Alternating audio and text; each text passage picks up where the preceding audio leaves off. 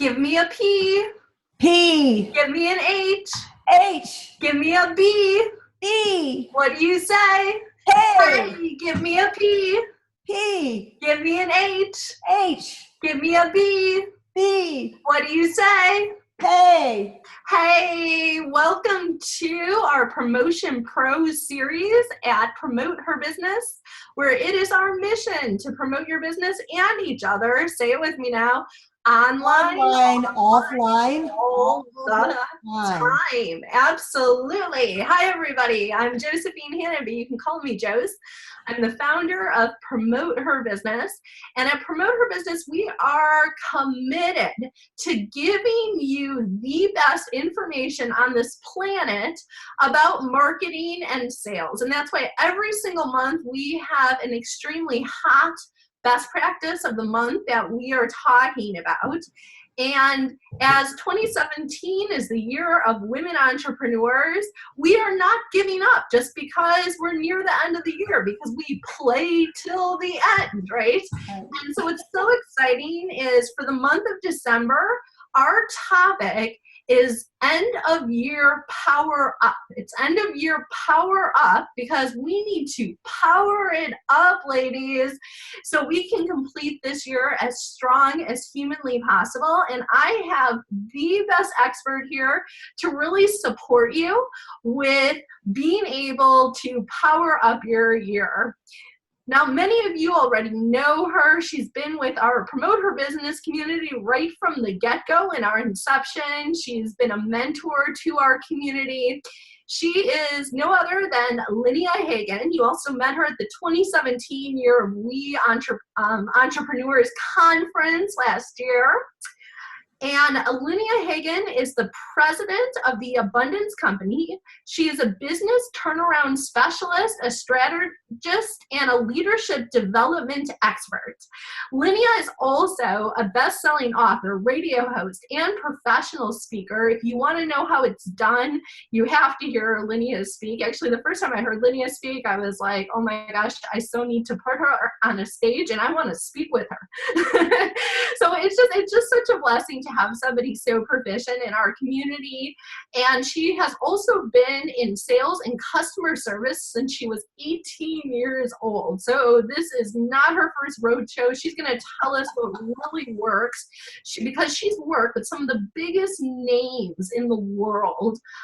Whether it's Disney, HP, AT&T, or even possibly your business, right? Because she's a preferred expert in our community. Today, Linnea really works with clients who are small businesses, nonprofit organizations, groups within large corporations, and she loves supporting women to really reach their next level of leadership. So Linnea Hagen, are you there? I am. Yay. Woo! I'm gonna put like on a theme song for you or something. It's just like your energy. I love it. So I wanted to ask you some questions that came up that our community has had for the month of December. So the first question is, what's the secret to moving your business forward the fastest in December? The truth of the matter is, December is a time when it's a close down time for the year. The best that we can do for December is actually start planning for a powerhouse year for the next year. And we can do that in a number of ways. We can do it through, if you want to have some kind of holiday event so that people are connected with what you do and you can show them your caring and your commitment. It is a way to really start kicking off some marketing and do some announcements and special newsletters at the end of the year to give people ideas on how they can use your services in order to have a better 2018. That's, to me, is the best way to handle the month of December. Wonderful. And everybody listening, I highly recommend that you get out a piece of paper and a pen, and if there's any background noise, move away from it quickly, because you're going to want to hear every single word of this and take really copious notes, because Linnea is giving us the best of the best practices here. So Linnea, you talked a little bit about how to move your business forward the fastest. On the flip side of that, what are the biggest mistakes to avoid in December? The biggest mistakes that people make are, well, there's one big mistake, and that's not taking time to think. It's not taking the time to reflect. It's not taking time to plan. We have an opportunity here at the end of the year to move forward for the first 100 days of the next year, and those are the powerhouse days. Those are the days when you have to have everything together. The first 100 days, the first 3.5 months of the next year is when you have to really have everything together and start kicking off that year fully prepared, fully energized, and fully on your path to what you're trying to do. And this is where I see a lot of business owners and professionals in general, even corporations, but not so much, really falling behind. When I had my radio show, I interviewed Jim Horan and other leaders and renowned authors in the areas of leadership and business success. And I asked Jim, who is the creator of the fantastic one-page business plan systems, including the 90-day sales plan. And just to put a plug in here, and I help my clients with these tools. I asked Jim, what is the biggest mistake that small business owners make? And he said, they don't take time to think.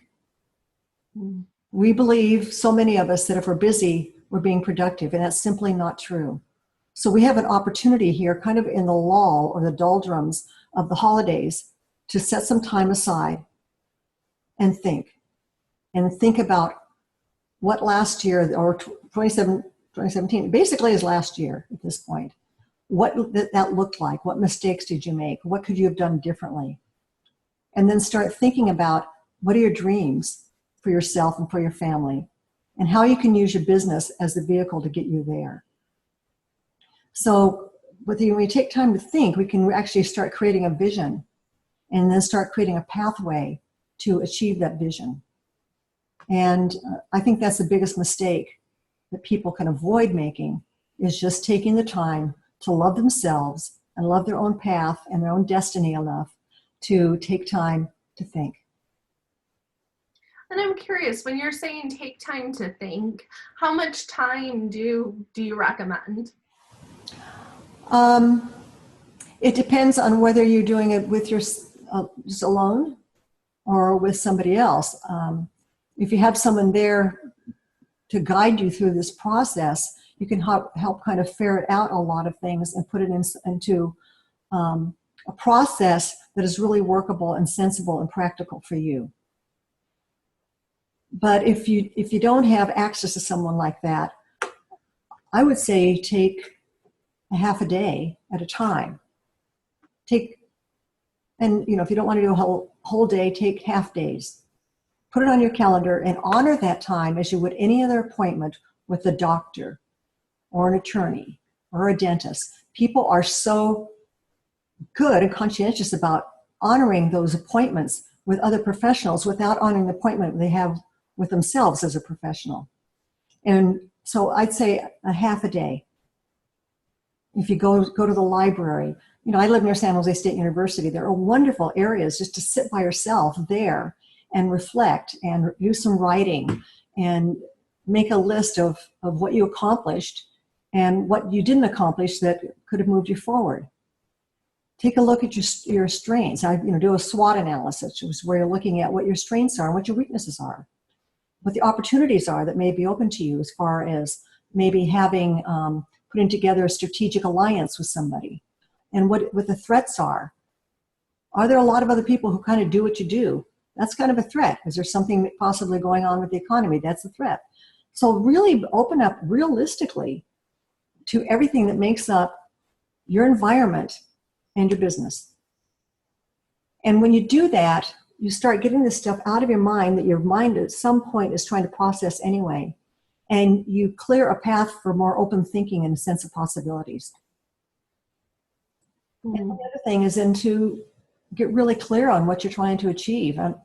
When I work with the one-page business plan with my clients, I tell them, we need to start with a vision. If we're just going to go day to day without understanding where our goal is, it's kind of like, fire, then ready and aim. We need to aim at something. So what are you aiming at? And be very, very, very clear about what that looks like. It's like, how would you do a diagram or a architectural rendering of your dream house? You wouldn't just say, well, I want a house. Okay, I'm going to start building one. It doesn't work. And the same thing with being very, very clear on what you're trying to achieve. Well, is that a good answer? I could go on and on. Yes. No, that's a phenomenal answer, and I think it's not an answer, necessarily that busy women entrepreneurs and male allies want to hear, that they actually have to block time to think, and it's as important, like you said, as blocking appointments with other people as having an appointment with yourself. Please write that down if you haven't written that down. It's like golden nugget of the day. But I think, that's why we have you here, is to tell us, to give us the real deal on what it takes to be awesome in business, even if we don't always want to hear it. So that's exactly. That's super cool. And if somebody isn't willing to do that, then I question their commitment to their success. Somebody else can pick up your kids from soccer practice. Come on, guys. I was a single mother of twin boys.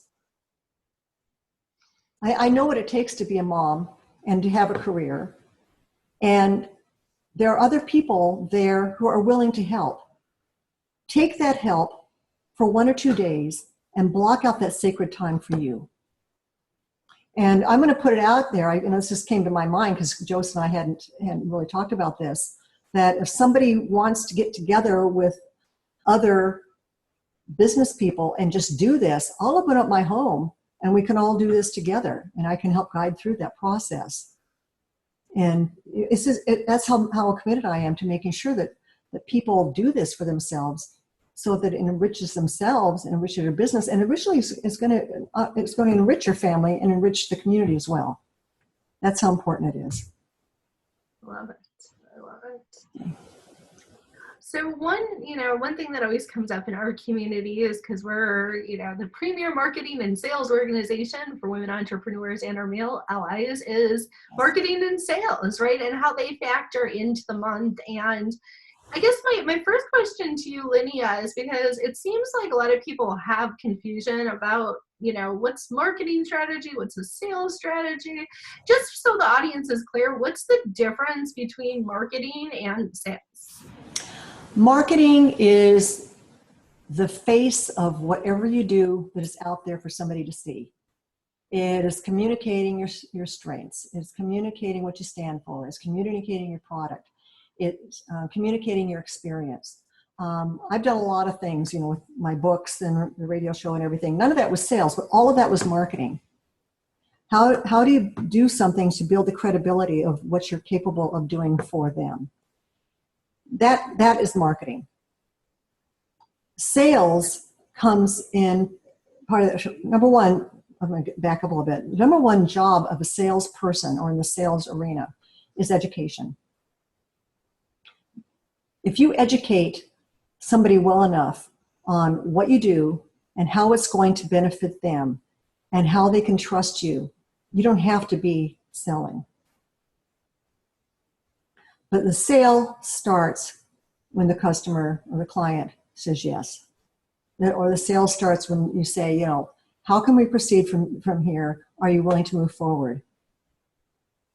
Are you open to working with me? That's when the sale starts.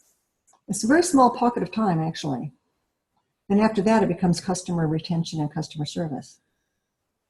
Does that make sense? Yeah, absolutely. And I hadn't heard it really positioned like that before, but I think it's so powerful, is really thinking of it as an exact moment. At least that's what I'm getting from you. Uh-huh. In the conversation, it's a time. Sales is a time, not just the literal somebody gets out their credit card, but it's like actually a time in the conversation. Exactly. I was in sales. I was a consultant for AT&T, then later Pacific Bell. And what I created basically was all marketing And I would take it into corporations or bring our corporate clients into our executive communication center. And I would just tell them all of our capabilities. I was educating them. You know, it's not just this little piece that you may think we do. It's just this entire package of what we're capable of doing for you. And then you can move forward and say, you know, which piece fits for you? You know, what are your needs and how can I design something for your needs? It's education. I love that. I love it. So I'm also curious, you know, as somebody who has been with our Promote Her Business community since our inception, clearly you have a passion, a huge passion for women and women entrepreneurs. So I'm really curious, why are you so passionate about supporting women? I am, there's a lot of reasons. Well, number one, I'm passionate about helping people in general achieve their dreams. But women in general, and you and I know because we've done some work together on the topic of women in business. Women come from, number one, I think we come from a different place. A lot of us don't have the entrepreneurial background. I do because I was raised in an entrepreneurial family. But a lot of us left the corporations because we understood that we were only going to go so far. We didn't see doors opening, and that hasn't changed that much, unfortunately. And women truly are the ones that are going to move society and the culture within the society forward in a positive way. We tend to form community. That's part of what we came from in the early days of humankind. It was the women who stayed back and formed the communities and learned to protect each other and learn to protect one another. I guess it's the same thing. And search for opportunities together. Would actually go out together and gather and build the towns, because the men were often gone. And we need to continue to do that because women are the backbone of society. We also have the most buying power. And as we can continue to grow in our business acumen and in our own companies, we increase buying power for ourselves and for other women. And we need to step forward, I believe, to help make a change in society. I'm not going to get into political statements, but we need to be there for each other. We need to develop our own economic clout. And because of the way that we bond together, we have an opportunity to make a bigger difference. Awesome. And I know you just talked about stepping up. I'm curious, do you have any recommendations or any role models that you have that you would love to step up, that you've learned from, and kind of step up into their knowledge or their persona, or take a part of them and, you know, make it more of a part of you, or anything like that? Yeah. Anne Sieg. And Jose, for those of you out there, Jose also knows Anne Sieg. This woman is absolutely incredible. In fact, there's another one that comes to mind who's a professional speaker. But Anne Sieg is an incredible entrepreneur who was actually an Olympic athlete. And she took it upon herself to really understand and learn and become an expert at social media marketing, and created a large company about social media marketing, bringing in some of the top experts. And she does such an amazing job of marketing and sales. And I'm still using some of the things that I learned from her. And the other person is a professional speaker. Her name is Patricia Fripp. And she was, you know Patricia. Yeah. She was the president of the National Speakers Association, locally, Bay Area. I'm sure involved on a national level because she's a powerhouse. And she is a presence to be dealt with. She's about 4'5", I think. She's not very big, but what a powerhouse on stage. and what a powerhouse in marketing the programs and packages that she has. And selling them from the stage. You know, she's pretty incredible. And then, oh, there's one more, Marcia Weeder. Marcia is one of my mentors. I've been certified as a dream coach through her Dream University to help people achieve their dreams. And Marcia's another one that is amazing at marketing and selling. So those three. I never have just one answer. Sorry. I know I should ask you for three, and then maybe we'll get to one. The light, right? That's great. That's great. And I really hope everybody, as we're doing this, I really hope you're also thinking to yourself, who are your role models? Because if you want to be the best version of yourself, what's great is getting clues and cues from other amazing women and men that are, that are out there, and taking parts of them, to really incorporate and embody in yourself. So I really hope you wrote down Patricia Fripp, Ann Sieg, and Marcia Weeder. Okay, yeah. So definitely look them up. If they're Linnea's role model, and Linnea is definitely one of my role models, then I definitely think you should look into who her role models are. And there's a saying that goes something like, I'm going to probably paraphrase it, but find someone who is where you want to be and do what they do. Why flounder around just trying to figure it out by yourself? Just do what somebody else does who's already there. I love it. So I know you talked about this a little bit, but if you could tell us a little bit more about really, if you want to align your marketing with the holidays, what are some things to think about? Well, I think everybody thinks the holidays is gift giving. I know there's talk about doing discounts and stuff like that. There's a rule of thumb about don't discount your service, just throw in an extra gift. Although I do give a special consideration for people who are members of the organizations that I'm part of. But gift giving, what is the gift that you can give that will show a little bit about the product or the expertise that you have to offer. So I do like that. And I believe, a special newsletter, a thank you. A thank you is a wonderful gift. That isn't something a lot of people receive. So I know it's busy this time of year. It's really hard sometimes. I mean, I struggle with this and trying to come up with something that I can get out to the people that I want to reach. But it's important to remember them in some way. So when you're saying a thank you, who are you thanking? Thanking people who are on the newsletter list. Thanking people who have done business with you. Those are the ones that mainly come to mind, would be those two particular groups. Wonderful. So it's not just, I know we have a lot of small businesses and even solopreneurs and promote her business communities. So I think that's a really important message that Linnea is saying. It's not just thanking employees, it's also thanking clients, right? And people who've referred business to you.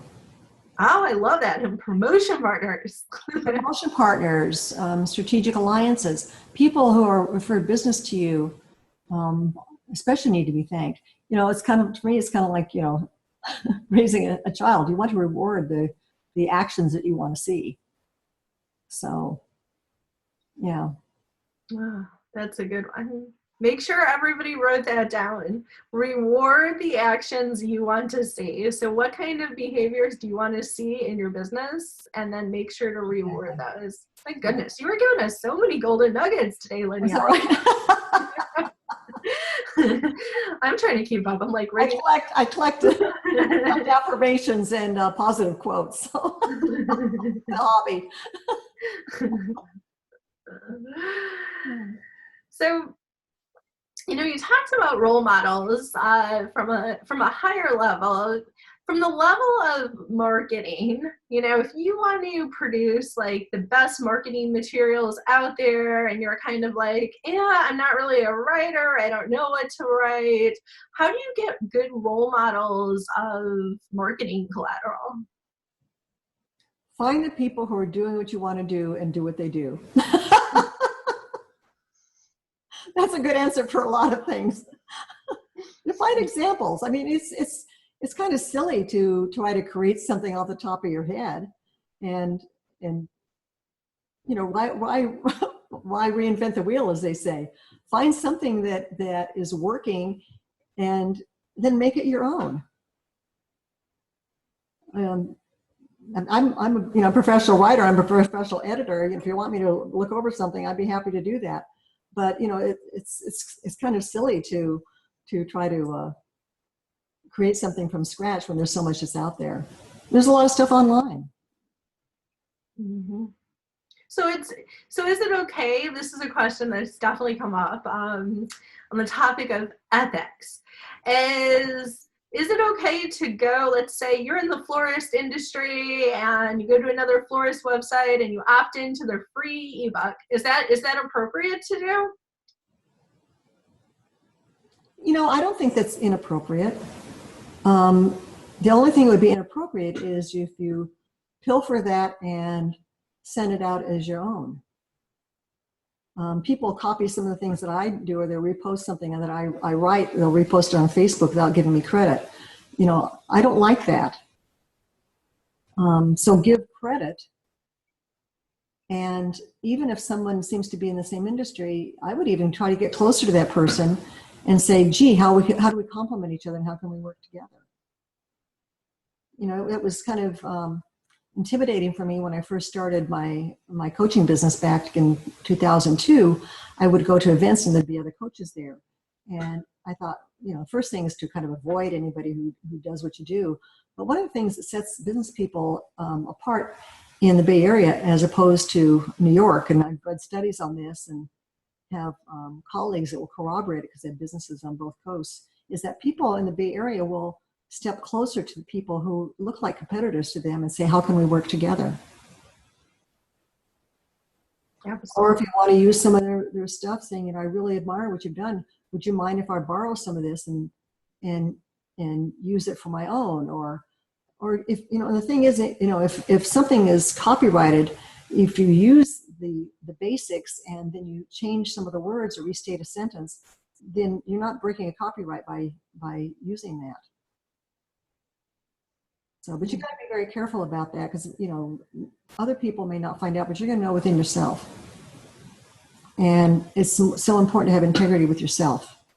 So, you know, you do have to be careful, but admiring what somebody else has done and then somehow using some of that in a way that fits your mode and your business and your verbiage, there's nothing wrong with that, in my opinion. Got it. And I'll speak for myself on this one too, is the reason I know why PHB is the best marketing and sales organization out there on this planet for women entrepreneurs is because I've actually been on other people's lists. I totally have. And I don't feel guilty about that because I wouldn't know what's out there if I didn't know what they were sending out or if I didn't look at their website or if I wasn't part of their ebook. And to Lynia's point, I mean, I just thought it was brilliant what you said about different geographies have different cultures, right? And the Bay Area is a very collaborative area, and also our PHB community is a very collaborative area. So it's cool because I've definitely partnered many times in the past with other people who are in marketing, they're in sales, they're doing social media, they're doing things that I'm doing, but the thing is they have a different take on it, or I see content as adding value in a way that mine didn't, and I have content that they're missing, you know, so I feel like I just love that it's like about collaboration, not just about competition. Exactly. We can learn a lot from each other. And I love meeting with other people in my business because we have all learned different methodologies. We none of us sees things the same way. and people are in a particular field or doing a particular career or have a particular business because for one reason or another, it touches them in a meaningful way. And so, yeah, collaborate. But don't plagiarize. Oh, I like that. Write that down. You're just filled with Linnea-isms. I'm going to call them Linnea-isms. That was great. That's such a quotable. So what do you think? I mean, we want to get the word out there. We only have so many hours in the day. What do you think about marketing automation and like streamlining our time? When you talk about marketing and automation, what are you talking about? Like Hootsuite and some of these social media machines? Yeah. I think they're great. I've built these for clients where I set it all up for them and where they can just feed in the stuff that automatically is broadcast to their. I've done it for myself to their different sites for LinkedIn and Google Plus and Facebook page and all that stuff, Twitter. No, I think it's great. I think it's great. It's, as long as it's something that's meaningful and if you're not quoting yourself, they should give credit to the person you're quoting. Yeah, absolutely. And if you like anything that Linnea has said, feel free to quote her, push it out there. Let's promote the heck out of each other because the reality is, you go online, you search for quotes, and there's just not enough that come up first for women-owned businesses and women leaders. So if you like what other women hear, like Linnea said, make sure you get their permission. But if you haven't, quote them and note them because let's get awesome women out there like Linnea again, right? So Linnea, is it okay if we quote you? Absolutely. Absolutely. Can I quote you on that? No. Linnea said absolutely. They say, quote Linnea Hagen. Yes. Absolutely. Okay. That's great. That's great. So another question is, in the world of, to be or not to be PC, right? If you're going to put on some kind of holiday party, you're going to do some quote unquote holiday marketing, should you call it holiday so you don't offend anybody, or should you call it Christmas? What would you say about that? For me personally, it is such a personal question. I have friends that have no beliefs, are Muslim, Jewish, everything. And I've read articles on it, and there are really, people know that it's this time of year is Christmas. Everybody knows that. Although, there's times for, what's the Jewish holiday? Sorry. Hanukkah. My Jewish friends are going to love me for that. Thank you. And there are other holidays that are rolled into it. I mean, I don't have an answer for that, I guess. But from what I understand from the people whom I know who have such a wide, varied belief system, people aren't really offended by Christmas. They're not offended by this whole, Christmas celebration. It's a celebration. Let me just say, let's have an end of year holiday celebration. But it's a personal thing. It's your business. Do what feels good to you. Look at who you're serving. How are they going to relate to it? Mm-hmm. I love that you really brought who your market is into this, as spoken by an awesome marketing expert. So it's not so what I got from that was, it's not just like answering this on behalf of the whole population, but what you're saying is actually think about your audience when you're making decisions. Exactly. And if you're a firm believer in Christmas and you feel that you would be out of integrity with yourself by not calling it that, then stay in integrity with yourself first. Because the people who are meant to be with you are going to be with you. Absolutely. It's something, I think, a choice we need to make in all areas of our lives, and not water down our own principles and our belief systems just to kind of fit in with everybody else and be vanilla.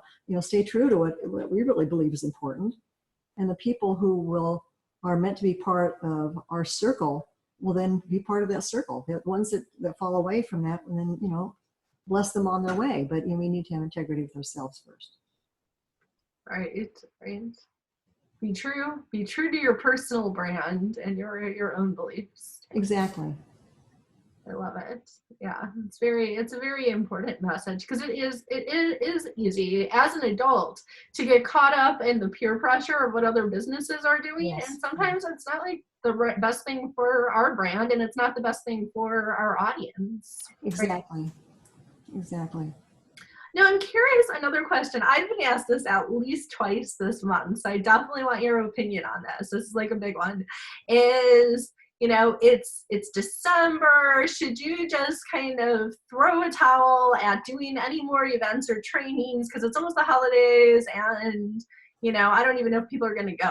So I'm not saying that to you, but I'm just saying that that's what people have said to me. How would you respond? For me personally? I am going to be doing one training event in December, and there is kind of a lull there. People are kind of gearing up, right before Thanksgiving, but it's kind of, well, it's getting back to what we just talked about. The people that are meant to be there will be there, and those that aren't, you can throw another event in January. But if it's something you really feel truly that you want and need to do, but make sure it applies to either the holidays or it applies to how they can kick off for the new year. Otherwise, it needs to be, I think, a little more time specific so that they really understand why they need to be there now. But, it's a comfort zone, if you want to feel like you're doing something to finish the year and offer something of value for January, then yeah, do it. But it is a busy time of year. It definitely is. It definitely is a busy time of year. It's funny. I laughed because I there's a lot of people that have different opinions on this. I mean, you're a business coach who, is an expert and has seen across industries. That's why I always like to get an informed opinion, not just an opinion. But it was funny because somebody says to me, they said, I always do events in December. And I said, oh, wow, you're kind of going against the crowd, because, a lot of people don't. And they said, yeah. I said, well, why do you do that? And they said, because there's less competition.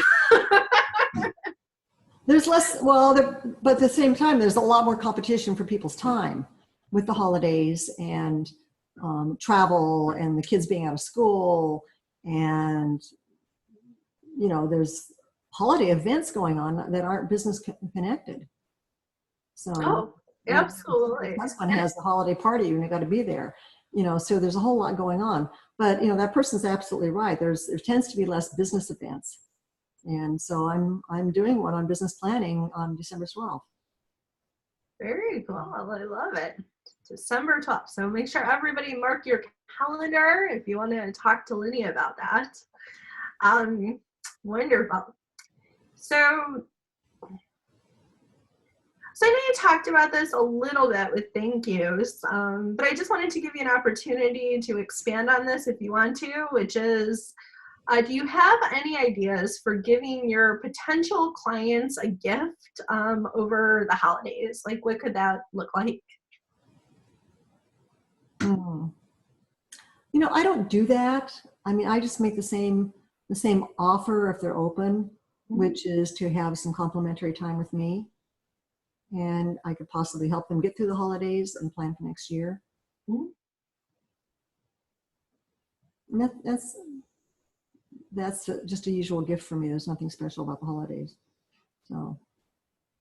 Gotcha. Gotcha. So what I'm hearing and what you're saying is it's not necessarily that you're creating a lot more work for yourself in December because you also want to have some time off, but you're just positioning it. What I'm really hearing is you're positioning it in accordance with the season. And so the sense of urgency is based on the timing of when you're giving people things as opposed to having to create a bunch of new stuff. Is that right? Right.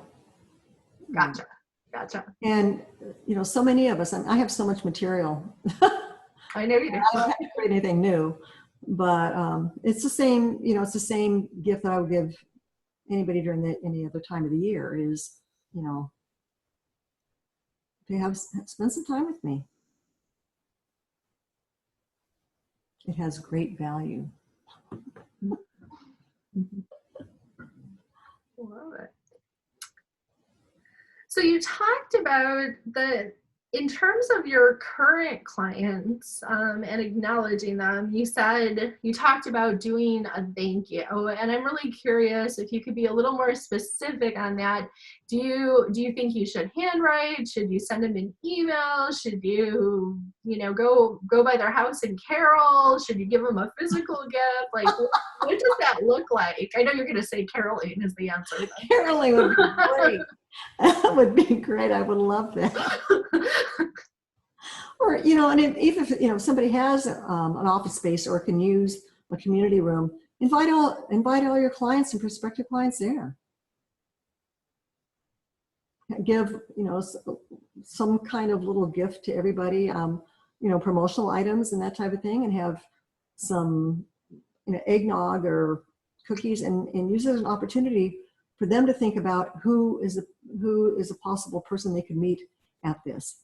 If it's other business owners that they're trying to talk to, if these are business owners, they want to meet potential clients or customers, right? Mm-hmm. So have your own mixer. Sponsored by XYZ Cosmetics Company. There's a lot of different ways to do it. To me, I would rather just do something once than have to do it many, many little times over, and just invite everybody and have a party, because I love to have parties. At this point in my life, if it's not fun, I'm not doing it. And we can quote you on that one. I like on that. I really like that. I ain't doing it.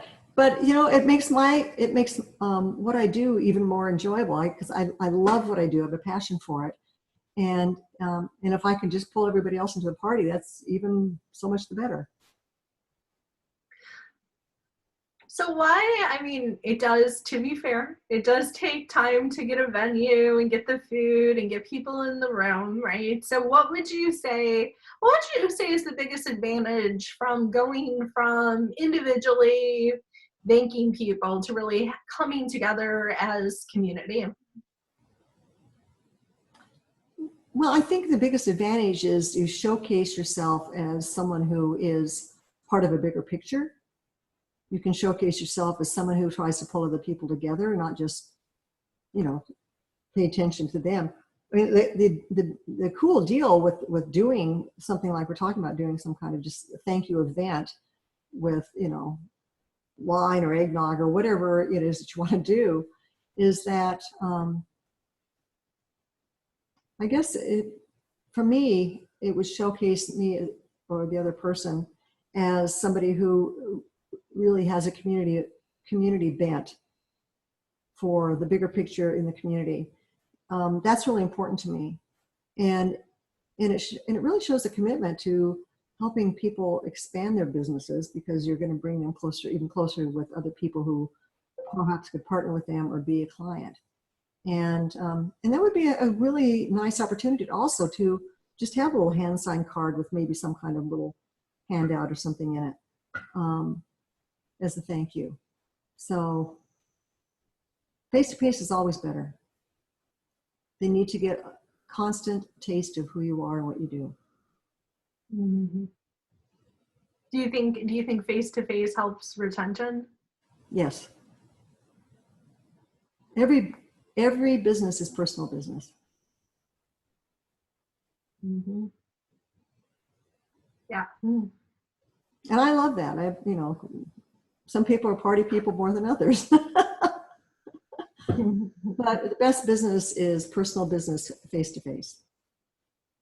Because, you know, it's client retention is really about building relationships. And that's hard to do when you're just sending things out as emails or whatever. And I do want to talk about this just for a couple of minutes, is because a lot of times when I ask people, tell me what you want and what you really, really want in business, a lot of them are out there, and Lydia, they're saying, you know, I want clients, I want clients, I want clients. It's all about getting leads. It's all about making sales to initial people to get more and more clients. But you're talking about this thing called retention as if it's important, and most people don't have a strategy around it that, you know, for the most part, except for like the most high performers I know. So like, why is retention something worth strategizing about? Because it takes a lot less money and energy to keep a client than it does to find a new one. Getting new business is a huge expenditure. It's a huge expenditure in time, energy, and money. Once you have those people, treat them really well and continue to encourage them to stay with you. That is so much easier than trying to dig up new clients.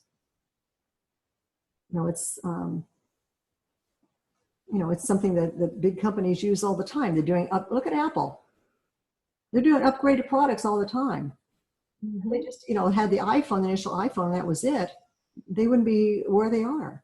So, you know, find a company that's doing really well and follow what they do. So keep upgrading, keep having opportunities for people to learn and grow and get healthier or whatever. Share your knowledge. It's so much easier than getting a new customer. Wonderful.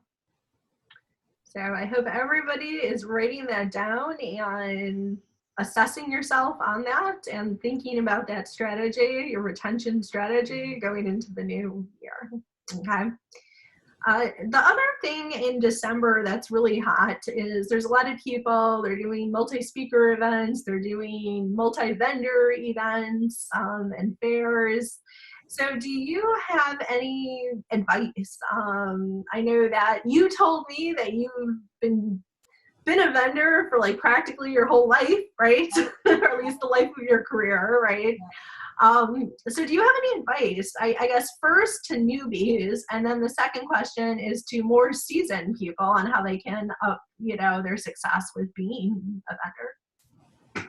So I assume that what you're meaning is that there's some kind of event and you have an opportunity to have a table there or something. Do it. Do it. It's a way to meet more people. Be part of the party. That's my advice. So definitely do it. So take action and do it. Just take action and do it. And follow up on the people that you meet. I mean, I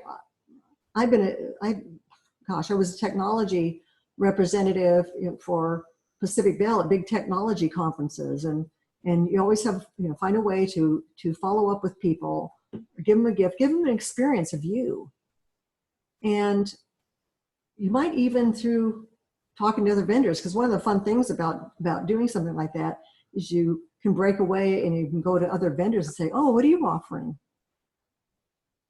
And you have an opportunity, because it becomes a little bit of a club there for people who are vendors.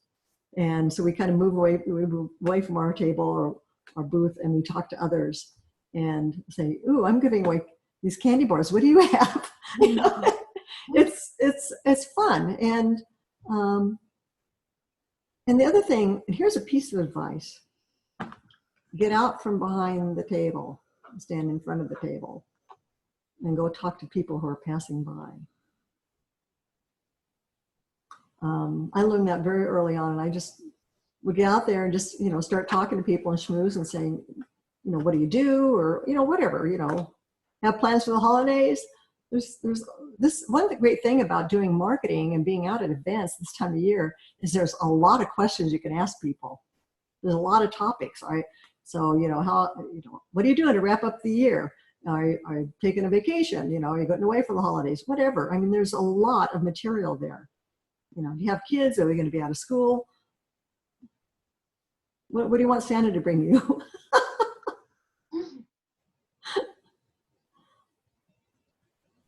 So what you're saying is when people come to your booth, it's not just about trying to immediately pitch them something. You're actually having a conversation with them. That's what you're saying?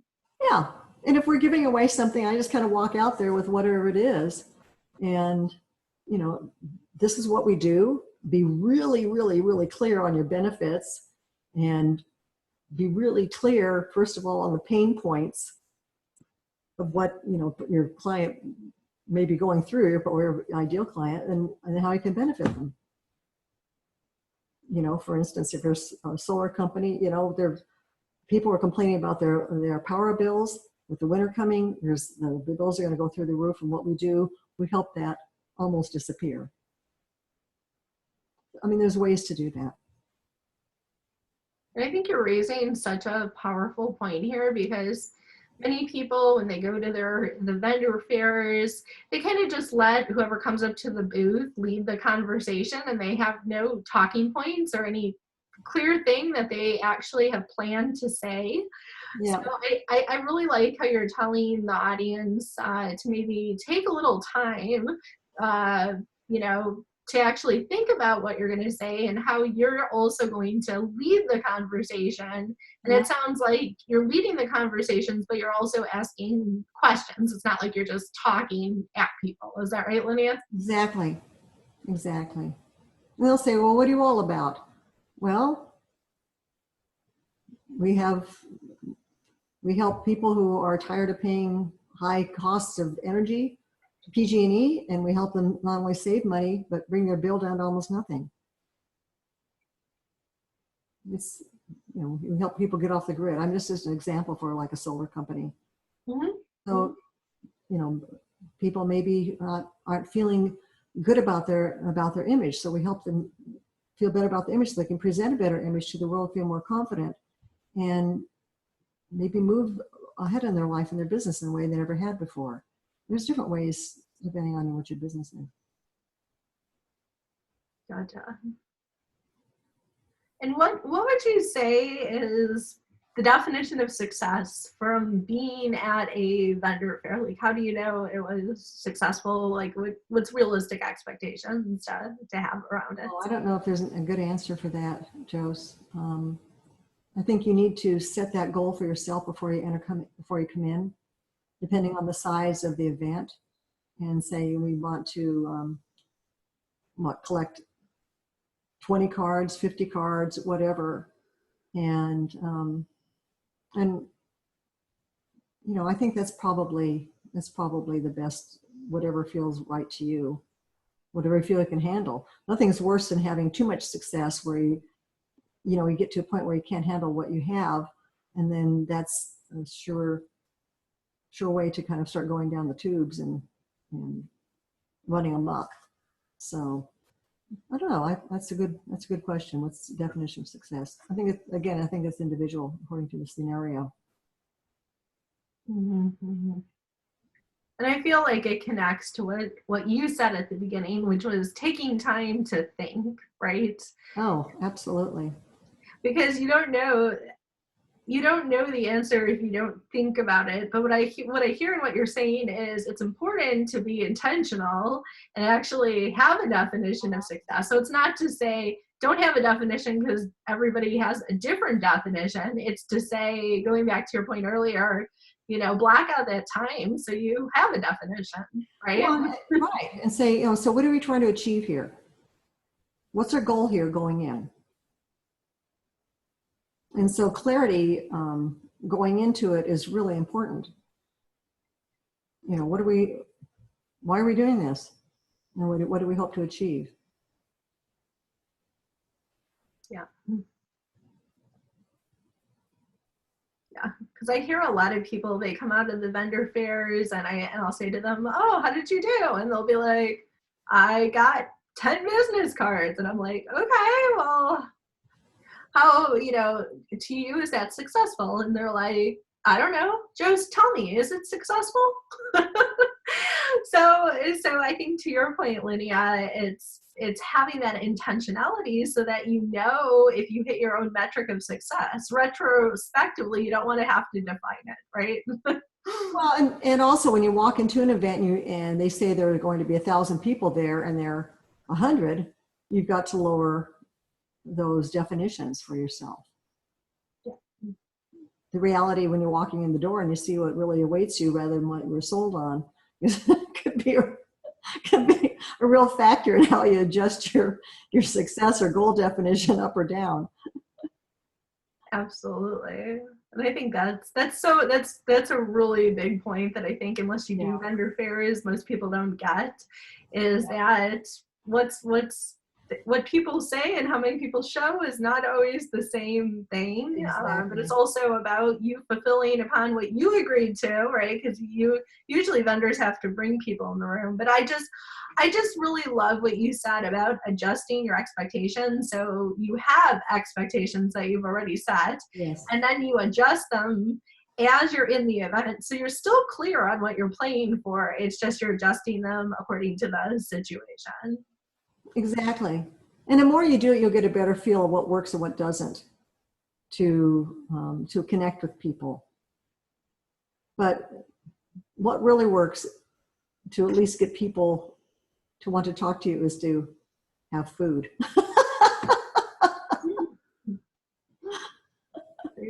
Food is your friend. I like that. Yes, have candy, something like that. It's like, oh, Snickers.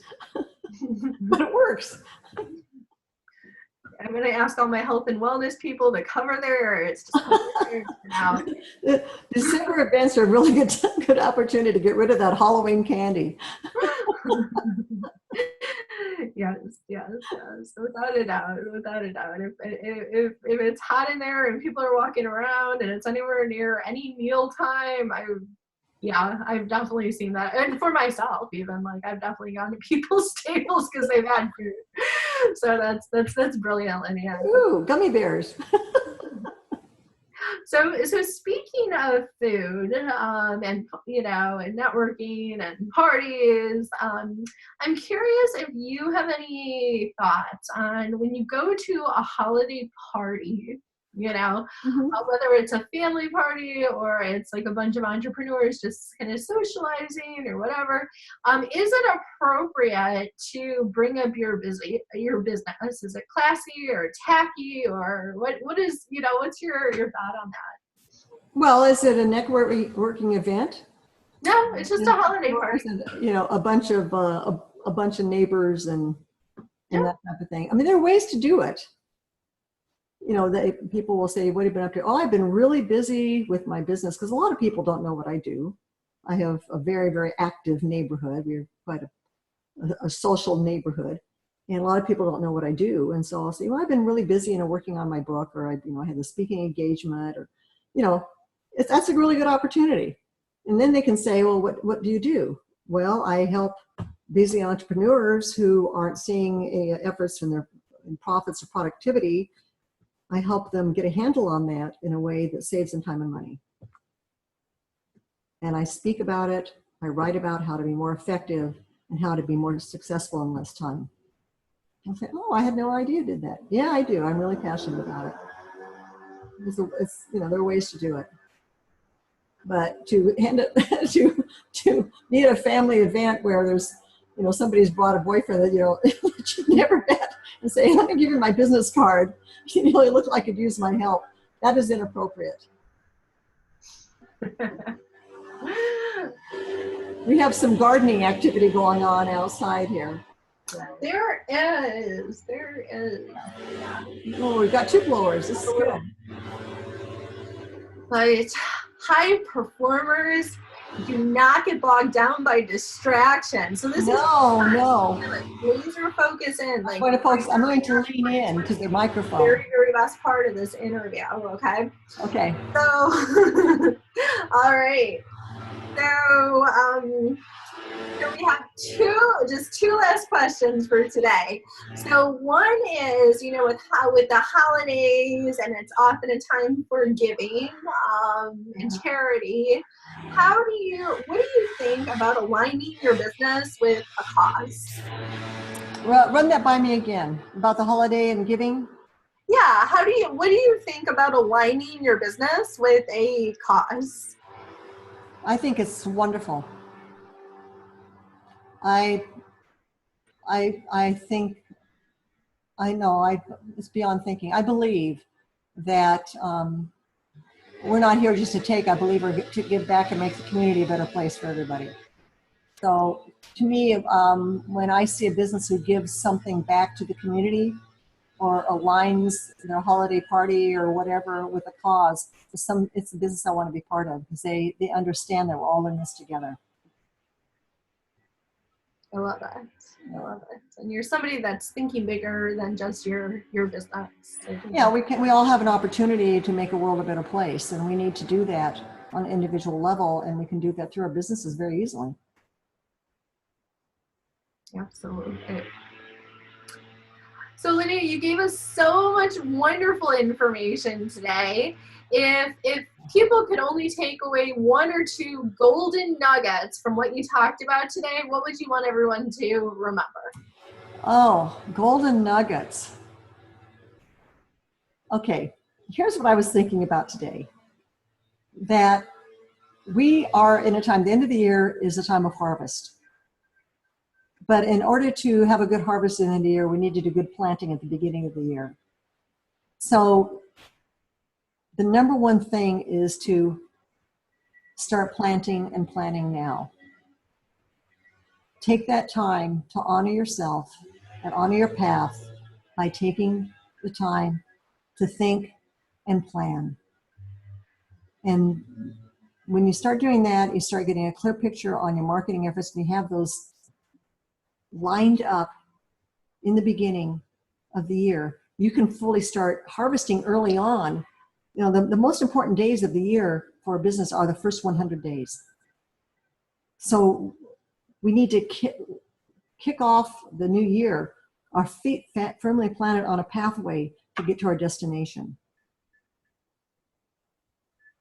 That's when businesses that you might want to work on a business, that's when they want to make a difference.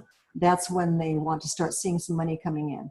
That's when people want to get healthy, for instance. How are you going to kick off next year? We need to plan now. We need to do some of that hard work now, and getting our seeds in order and start planting them so you can harvest and have something even more bountiful by the end of next year. Absolutely. And I'm going to put that out there again. If someone is open to just coming to my house or coming to Joseph's house, and I love how you're volunteering other people's houses. Other people's houses. Like a random member in SB chapter and be like, surprise, if you didn't listen to this, we're coming over.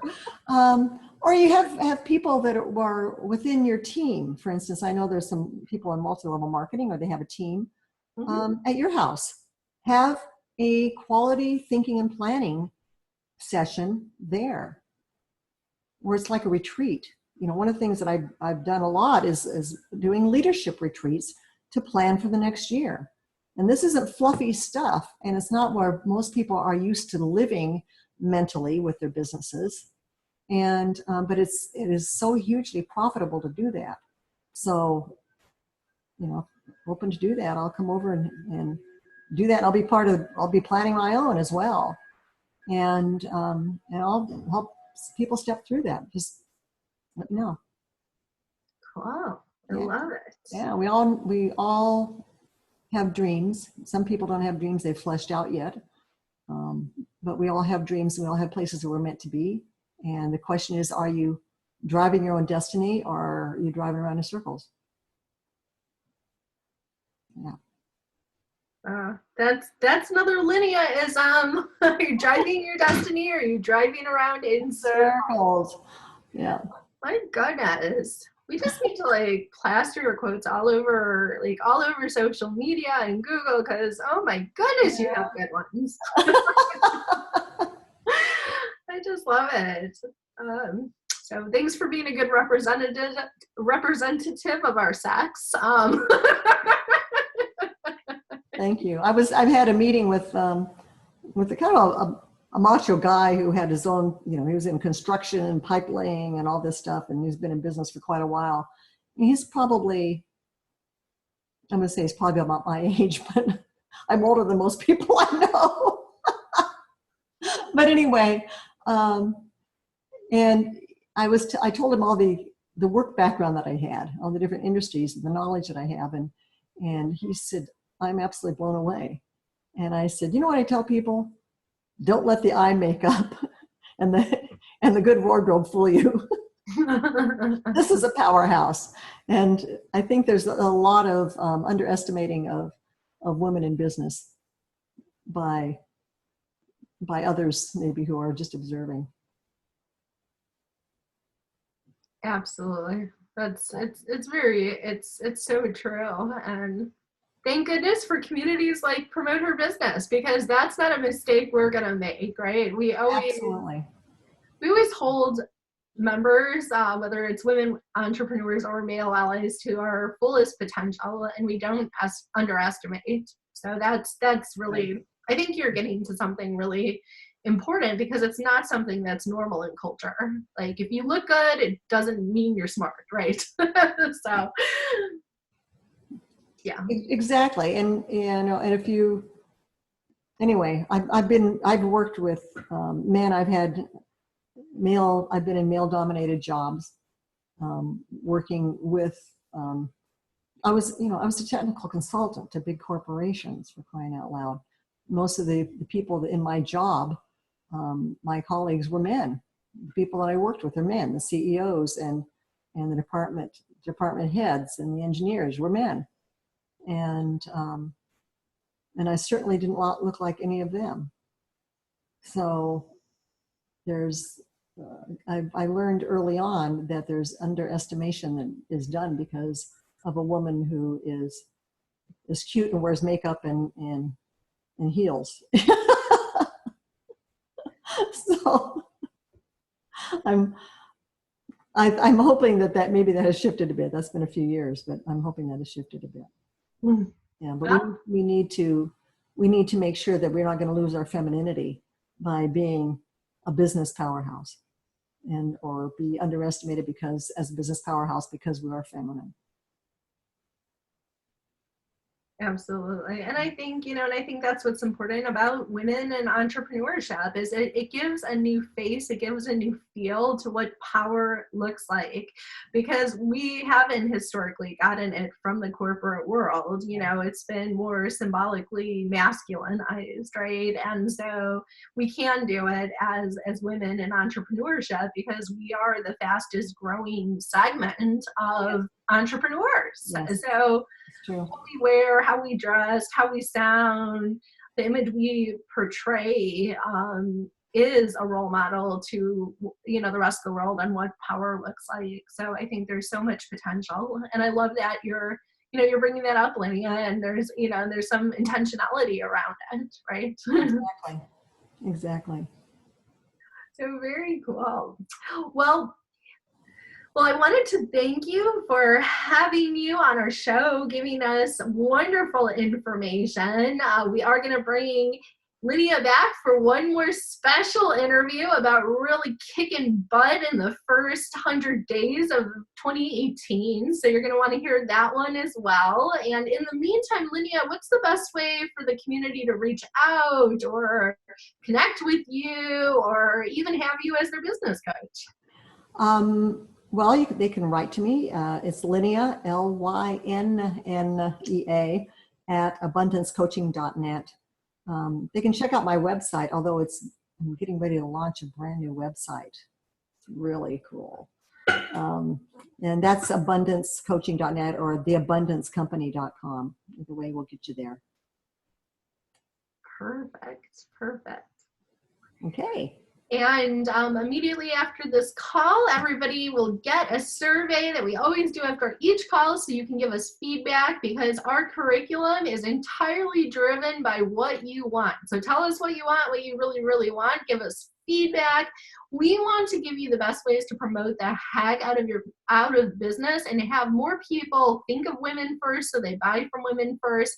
But tell us like what you want to know so then we can actually educate you on what you want to know. Take 2 minutes and you can win big every quarter.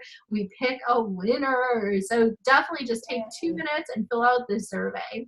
So with that, Linnea, give me a P. P. Give me an H. H. Give me a B. B. What do you say? Hey. Give me a P. P. Give me an H. H. Give me a B. E. What do you say? Hey. Hey! We will see you next time. Bye-bye. And we are just going to shut this down. Okay. Linnea, can you hit stop? Stop, Linnea. Okay. Hold on. We'll edit this right. Oh, there we go. Stop.